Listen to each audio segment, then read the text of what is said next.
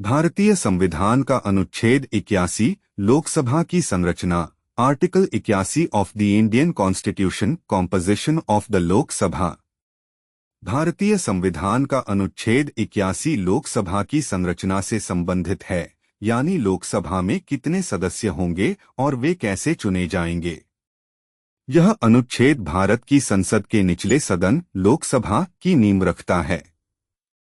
अनुच्छेद 81 का सार। यह अनुच्छेद मुख्य रूप से निम्नलिखित बातें बताता है। अधिकतम सदस्य संख्या लोकसभा में अधिकतम 550 सदस्य हो सकते हैं।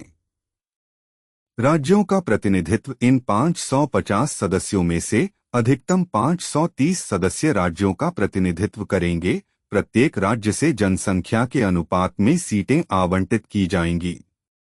केंद्र शासित प्रदेशों का प्रतिनिधित्व अधिकतम 20 सदस्य केंद्र शासित प्रदेशों का प्रतिनिधित्व करेंगे।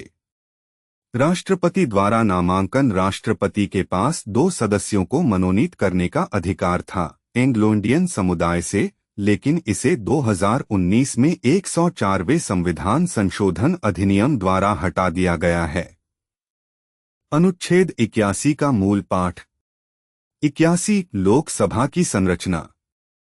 एक अनुच्छेद 331 के उपबंधों के अधीन रहते हुए लोकसभा क राज्यों के प्रादेशिक निर्वाचन क्षेत्रों से प्रत्यक्ष निर्वाचन द्वारा चुने गए 530 से अधिक सदस्यों से और ख संघ राज्य क्षेत्रों का प्रतिनिधित्व करने के लिए ऐसी रीति से चुने गए जो संसद विधि द्वारा उपबंधित करे 20 से अधिक सदस्यों से मिलकर बनेगी। 2 खंड 1 के उपखंड क के प्रयोजनों के लिए क प्रत्येक राज्य को लोकसभा में स्थानों का आवंटन ऐसी रीति से किया जाएगा कि स्थानों की संख्या का उस राज्य की जनसंख्या से अनुपात सभी राज्यों के लिए यथासाध्य एक ही हो और ख प्रत्येक राज्य को प्रादेशिक निर्वाचन क्षेत्रों में इस प्रकार विभाजित किया जाएगा कि प्रत्येक निर्वाचन क्षेत्र की जनसंख्या का उसको आवंटित स्थानों की संख्या से अनुपात सभी राज्यों में यथासाध्य एक ही हो।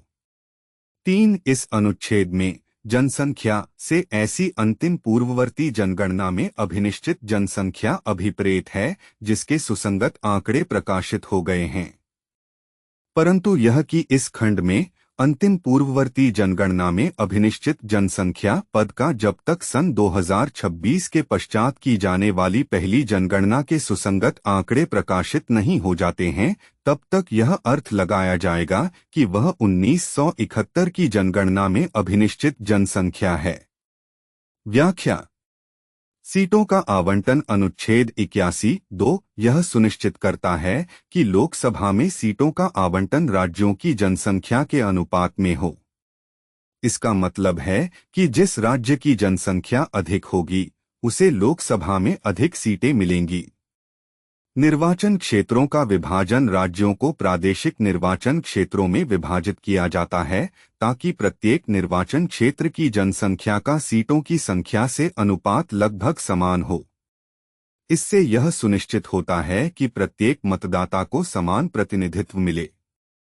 जनगणना का महत्व। अनुच्छेद 81(3) में जनसंख्या को परिभाषित किया गया है और इसमें यह भी बताया गया है कि सीटों के आवंटन के लिए कौन सी जनगणना का उपयोग किया जाएगा।